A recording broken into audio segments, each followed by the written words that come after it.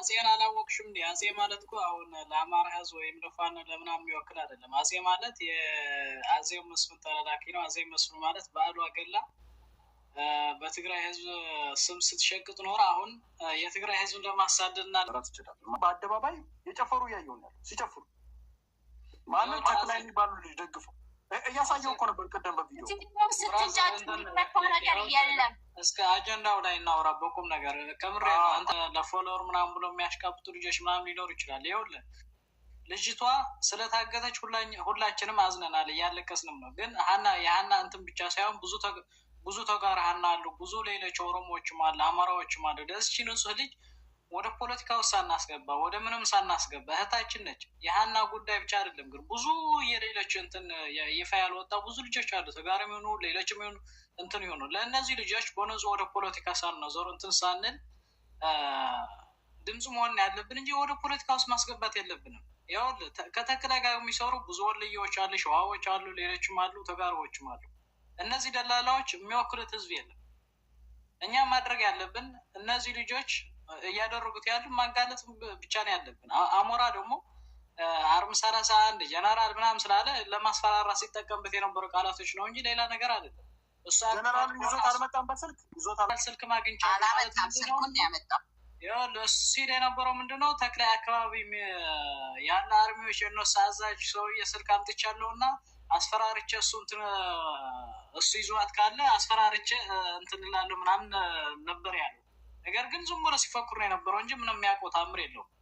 አሞራ በንጹህ ልቡ ነው የቀረው። በንጹህ ልቡ ምንድነው ሲል የነበረው ትክክለኛ ተክላይ እንትን አድርጎ ከሆነ ቤተሰቦችን አስፈራርቼ በሰው እንትን አድርጌ ሀቁን ይወጣል ምናምን ሲል የነበረው። አንተ ግን አዞረ ወደ ፖለቲካ ምናምን እንደዚህ ካደርግ እውነቱን አይወጣም። አሁንም ማድረግ ያለብን ምንድነው ልጅቷ ከነዛ ከነ ማነው የሚባለው የሾፋ ልጅ እነሱ ነው አላያ ብህይወት አይሞተትን ዝበሎ ንዑ ንምፍርራሕ ዝኣክል ዳ እምበር ጭብጢ አለ አይሉ በምስክርነት በኃላፊነት ቶሞም ሓሩስ ንዑን ምፍራሕ ኣምራ ዝበሎ ቶም ሓሩኻ ንምፍራሕ ኢሎም ይኣምኑ ዶ ከም ማስረጃ ሒዞምዎ ከም ማስረጃ ዳሞ ከመይ ኣይሓዝዎ እነሱ ዘለዎ ካልእ ዓዲ ሶም ዘለዎ ትሞሮ መብራቅ እዚ ጌጋ ሰው ካልእ ዓዲ ኣለዎ ኣብ ኢዶም ኣለዉ ተጋሩ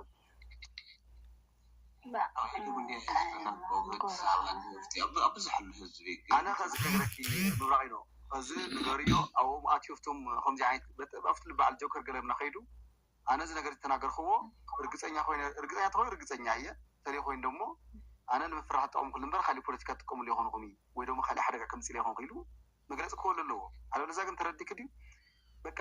እዛ ቆልዓሲ ሃና ብሂወት ከምዘላ እርግፀኛ ኮይና ኢና ዓለንጋይ እንታይ ድዩ ከምዚ ሲኢካ ገሊኦም ኣብ ቲክቶክ ዝፈልጥዎ ጌም ወዲ ጌም ስለዝፃወት ኣብ ቲክቶክ ገለምታት ገለ ዝኾነ ተጋረልቲ ፈሊጡ ስለዝደወለ እምበር ተረዲካ መን እዩ እንታይ እዩ ኣፀቢቅ ዝፈልጦ ሰብ እያ ኣሞራ ተረዲካ ከምዚ ጆርናል የብሉ ዓርቢ የብሉ ፓትሮል ዝእዙ የብሉ ዋላ ሓንቲ ተዓርፊ ዕውርት ዝፈልጦ ነገር የብሉን እያ ቆልዓ እዩ ዝፈልጦ ነገር የብሉን ሳክት ግን ብምሓር ፍቶ ኣፉ ይዓፍር ነይሩ ፅባሕ ንጎ ዝዓፈሮ ኣፉ እንታይ ከም ዘምፃሎ ይፈለጠ ኣታደቀይ ሙስሊም ታሽሙሆም ማተብል ኢኻ ታፀንቀይ ተደኾንኩም ኣይነው ተረዲኒ እሞ ዝኸሳኽሎ ከይመኮረን ከሳኽለ ኣለዎ እሞ ከሳኽለውን ከምዛ ሓንቲ ህዝቢ ኣነ ታዲየ ዝብል ዘለኹ መሲልኬ ኣብቶም ዝበዝሕ ሰብ ተረዲእኬ ኣነ ምብራቕ ሓፍቲታ ይብለኹ መስለኪ ኣብ ከም ዝበዝሕ ሰብ ኣሞራ እውን ሓውና እዩ እቲ እውን ሓውና እዩ እቲ ገበነኛ ትኮይኑ ሓቆ የውፃዮ ኣሞራ ከዓን ይብል ኣለኹ ኣነ ኣሞራ ከዓን ረእዮ ህዚ ቡቲ ነገራት ይበዝሐካ እዩ በቃ ፍጹም ሰብ የለን ዝጋገ ሰብ ኣሎ እዩ በቃ ትጋገ ኢኻ ከም ሰብ እንተስከፈራርሕ ድዩ እንድሕን ጭብጢ ሃልይዎ ጭብጢ ኣለኒ እዚ እንድሕን ጭብጢ ዘይሃልይዎ ከዓ ንምፍራሕ ገለገለት ኮይኑ ከዓኒ ብዝሕተት መልክዕ ናብ ካሊእ ነገራት ከይከደ ህዝቢ ናብ ምልክኻብ ከይከደ ገይግኡ ይስተኻኽል ትግራዋይ ሓኳ ክሰምዓካ ይኽእል እዩ ጓና ይሰምዓካ ኣምሓሩ ጓና ግን ኣይስተኻኽል ፀግሽ እዚኣ እኮ ህዝቢ ጥፍኣተኛ እኮ እዩ ዝሕተተላ እዚኣ ተዘስተኻኽል የስተኻኽላ ገና ናብ ህዝቢ ገለ ከይወረደ ተሰሓሒት ኣሎ ኣሞራ ፅንሕሞ ክነገርክ እዩ ዘብዓይኩም ዝበሃል ኣሎ ብጥማ ሕና ይሰቐልና ኢና ይስተኻኽልኩ ያለና እዚኣ ሕና ንርዶ ኢና ሰብሪ ትረድዎ ይስተኻኽል ያለና ኣይትረድአኒ for example أنا حالا جاي بزعت كنا أنتو ندارتي من أقوال سبعة يرس أو شرقيرهم لي نفتنا معروف إذا أتي نبزعت تجارو ما نخون قومو كيرو تمحاري أجي بسم يتصرفوا تجار نيرهم قلم تاكلاو جن فلتيو أبوز تصرف له بتعم بوليتيكا يعني سرعي كوز بال أجي أنا أتي روفي ليهم روفو وزن أنا بوليتيكا ما نخون كأنا سلد ليهم روفي تجارو ليهم السوق انتاي له قرط زبل انتاي زربات زاريو ماسرجا ناس أمبرا سمايل أربعة نتبي بيكوزو السوق أرمي قلنتات قل إلو نص جمار تراديو كمس إزبال نصيو ماسرجا نصيو حفتنا خمس ساعات خلوني أمبرا سمايل تاسي زي أنت زي خوينا قل نايب عندنا كوم حارو حفتنا مويتا يترفنا نحنا خوم حارو عن قرونا قرر لنا إلو تزاريو أم أنا رفت عجزة اوكي انت اخمس زي اي غورون معناتها يكون انت مع الغوغيرم يعني انت اليوم نحنت بقى جرباب نفس راح تدخل مسكين تقراوي تقوتيتهم قال انت تقرا زي خليم تبديكي مسكين انت خاف صراحه وص اخت من السلا قال انت تقول ومسم حابت اكيبات نبر تقراوي تقلقله بقلقات اما ما تصود عليهم كحزوا خليم ماني خطت زي تنحواتنا ما عرفوا نستم كريناتات كور حدي فطن كينا انجي صباح نقول زي ما صح رجع عن زارو زلنا نبر نتي كومز قبل تخلاي والتخلاي زبالسي كان كورس سامس كلش قلوه معنا قد ياخونه أنا قد ياخون ولا ديتي تخلان لو معتني ليتي مويت زحق أنا من الباش يقسم بر أنا بوز حرق سريخهم كن نعود قافيهم كن بتفرع من قدي حما جبن زقبر ودد زي يخون نمتاي زي سكال كان كورس سيسقل مسكال قد ياخون أنا جن حتى قالوا عفر زلوا جن جاي أنتم دك ناس بتلي مالتي بنايت مال قصلخ علي قصلي أبوزين أبعلكم أجندة تزاربانو لو ما عندكم بزعمت أجندة موسيقى حاولكم أكفيخنا سبعة كم بيرنا نوقع زلنا خم تجارنا نوقع زلنا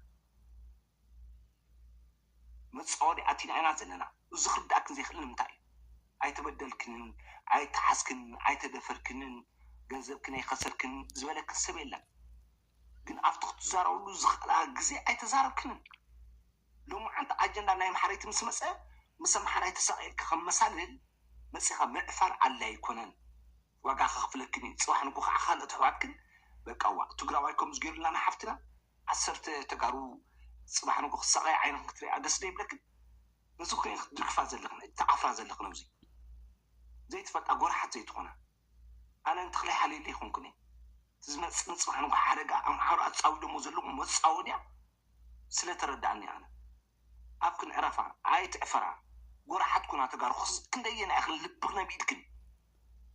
أبتحت تطوكن هالبغنا سأبتحت تطوكن يا بكا قررتاتي عرفة أنا بدك نزلنا أوكي خمس عين تبدلكن تبدلكن ساعة زي توصادا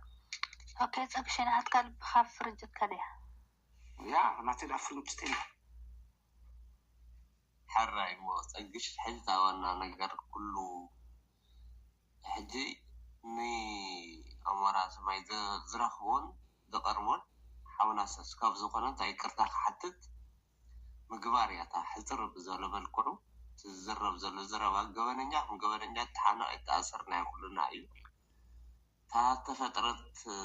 أكسيدنت جن بمنتهي تتأرم نأمارة زرخون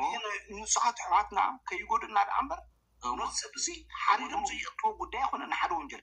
يعني نصي حجنو دايما يكون قنا أنا تربية بس زي رصح تقراواي زي قالوا تنصحات حواتنا ما نخيور كايتسكاش حج ساعات كون زلوا كم حواتك نزارم تقولنا خنران دا أنت قلنا تردي اثنان تحاونا ونردا يوم قرتاي لأر تنادي داي